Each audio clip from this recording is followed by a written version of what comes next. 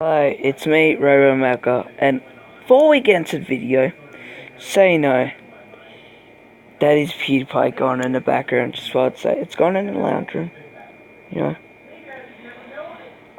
First video for the night, we're going to do one more after. So, more llama arts. These look freaky. Without further ado, let's get right into the video. What the heck? That looks like a good show. Hide and seek horror stories.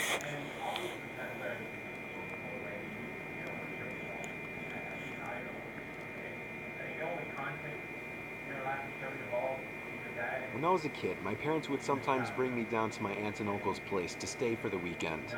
Mainly, I'd spend time playing with my two cousins who were around the same age as me. They lived on a small farm with plenty of open space, and we could run around doing pretty much whatever we wanted. If we thought we could get away with it, the three of us would sometimes cross over to the neighboring farm about half a mile away. It had been abandoned for decades, with a scattering of derelict buildings and other structures still standing on the property, just begging to be explored. This was of course a gold mine for three adventurous young boys such as ourselves, especially after my cousins told me stories about the deaths that took place in the house. It was pretty classic fare. Man goes crazy, axe murders his entire family, hangs himself, returns every night as an angry spirit looking for new victims. Good, grisly stuff. Even at that age, I knew they were probably making it up, or at least embellishing old rumors. But seeing as how the setting lent Let's keep going. itself so well to such tales, I allowed myself to buy into it. One afternoon, we decided to play hide and seek. When it was my turn to hide, I ran off for a flimsy brown barn that had living quarters on top, and climbed the stairs looking for a good spot. There was still furniture inside, and personal belongings lay scattered across the floor. I maneuvered over broken dishes, tattered clothes, and crumbling books, eventually coming to a small room with a closet. Jackpot. There were even long black dresses still hanging on the rod that I could hide behind. I stepped inside and managed to force shut the folding door. My only illumination was a slit of sunlight that shone through the crack in the door from a nearby window. I crouched down with knees tucked into chest and waited. Some time passed and there was still no sign of my seekers.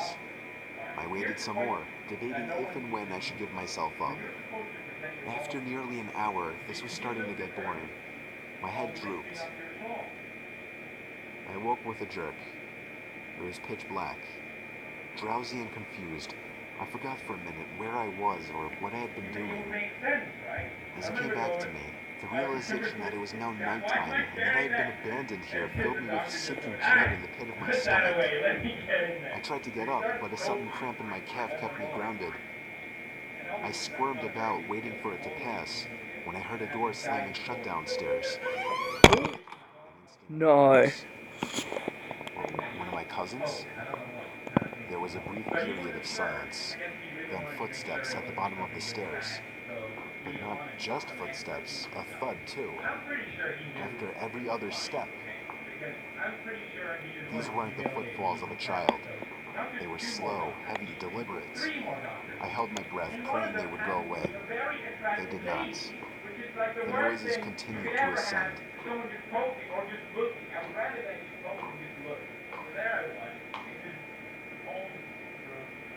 After another moment of silence, the walking resumed. This time along with a steady scraping sound, like something heavy being dragged across the floorboards. The footsteps made their way through the debris and wandered aimlessly through the various rooms. I thought I could smell something faintly putrid. The constant scrape sent cold shivers coursing down my arms and back. My worst fears were realized when the steps reached the bedroom doorway. They got closer and closer, and finally stopped directly in front of the closet door. I couldn't see a thing. After an agonizing pause, they continued on, over to the other side of the room and out the doorway again. They faded away down the hallway. I hate this. I waited for what seemed like an eternity. There were no more sounds now, and I was trying to build up enough courage to open the door and flee. Three things happened simultaneously just then. I was bombarded with a smell I can only describe as fresh roadkill. I heard raspy breathing behind me in the dark closet, and I felt hot breath against the nape of my neck. That was enough for me to hurtle myself out from the confines of that nightmare space, relying on memory and scant moonlight to navigate through the darkened house. All the while, I heard footsteps chasing behind me, closing in with terrifying speed. It was a clumsy, torturous escape full of trips and bumps and blind stumbling. I never looked back, at least not until I had burst out the front door and into the country night. And when I did turn around, I saw absolutely nothing. There were no more footsteps and nobody was chasing me. That didn't stop me from running though, all the way back to my aunt and uncle's house. There was a police car in the driveway when I got back. My parents were there too, worried sick. Everybody demanded to know where I'd been. I would beat the living hell out of those two. If someone did that to me, I would never, ever forgive them.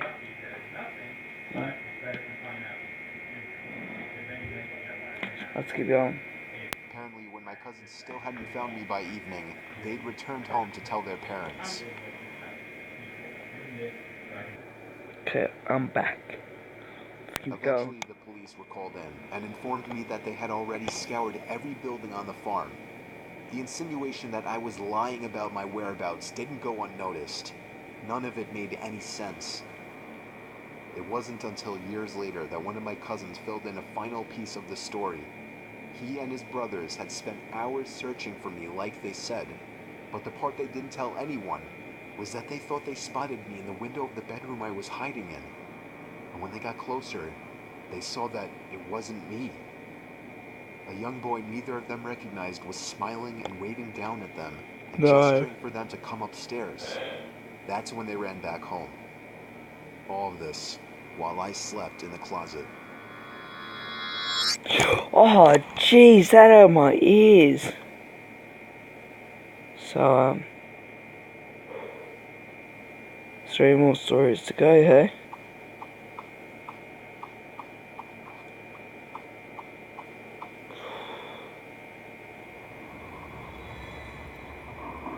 Scary Ouija board.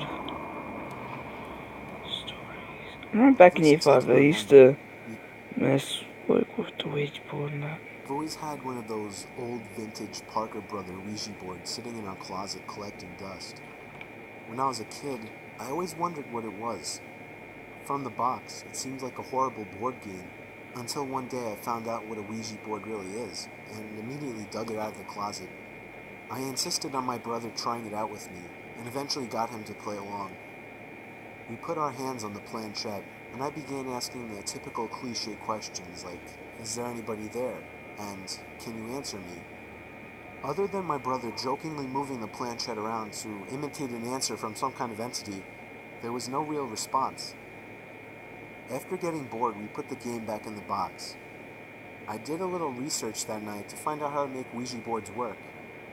Many people said online that the most ideal environment when using a Ouija board is in a dark room only lit by candles. So when my parents weren't home, I managed to gather like 6 or 7 candles and convinced my brother to try it one more time. I lit the candles and set them around the table in the dining room with all the lights out. We tried one more time. I asked again if there was anybody there. The planchette began to move. I told my brother to stop moving it, but he swore he wasn't. I told him to move his hand away, and he did. It kept moving. My brother thought I was messing with him, but I didn't pay attention. The planchette landed on the word yes. I was only 9, so I was legitimately shitting myself. My older brother had to take over. He asked the question, "Are you a good spirit?" There was a 5-second pause before my brother's hand moved along with the planchette to the word no. We both looked at each other, and at this point I ran to my room and shut the door behind me, but he continued on with the so-called game. I heard his muffled voice come from down in the dining room, when all of a sudden I heard him screaming at the top of his lungs. I ran back downstairs to see what was wrong. He was holding up his shirt, revealing a small open wound that almost looked like a claw mark. He told me to Yeah, set the but that fireplace could be from immediately, and anything. I obeyed. He threw the thing in the fireplace and told me to never speak of what happened to anybody. We have never used a Ouija board since. I want to be honest, I'm actually shaking. Okay, let's move on to the next one. The motel.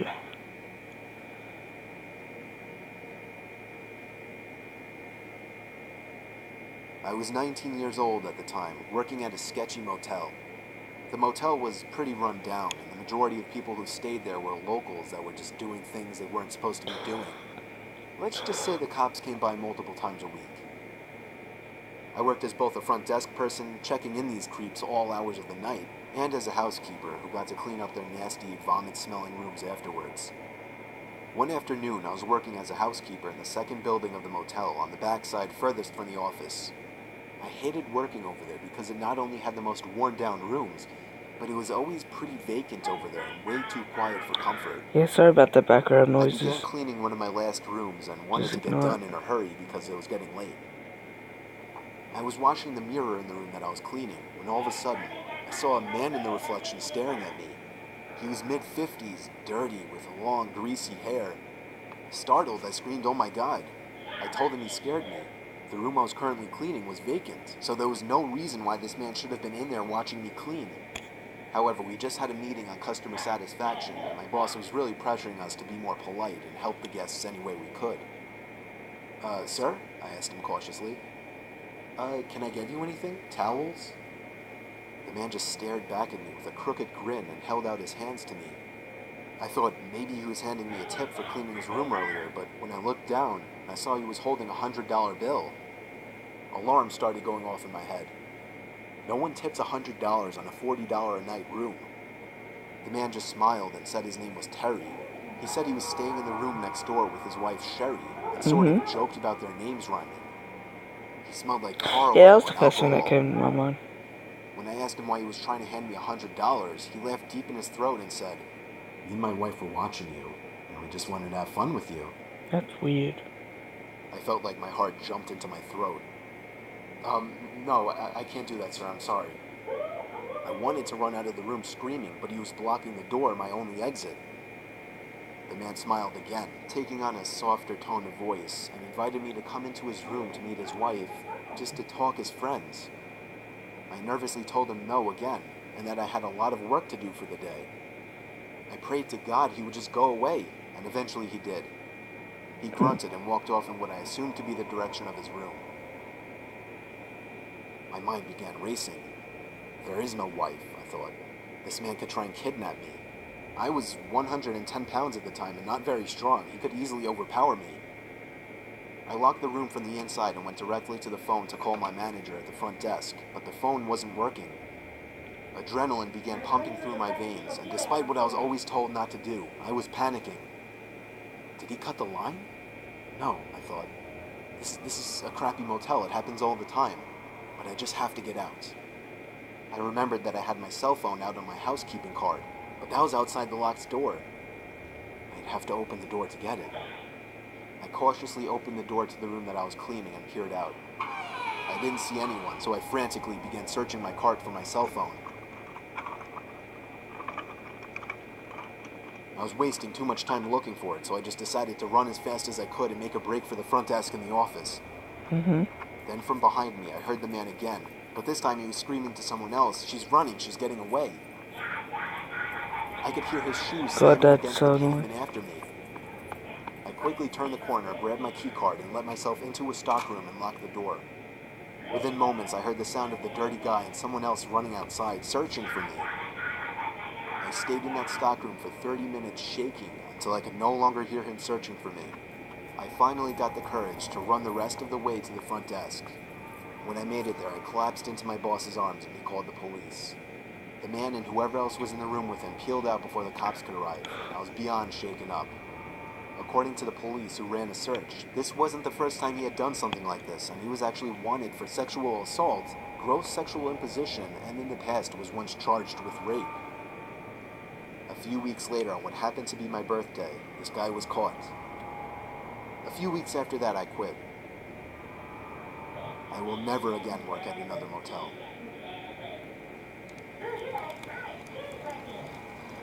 Okay, let's move on to the final story. Well, what the hell?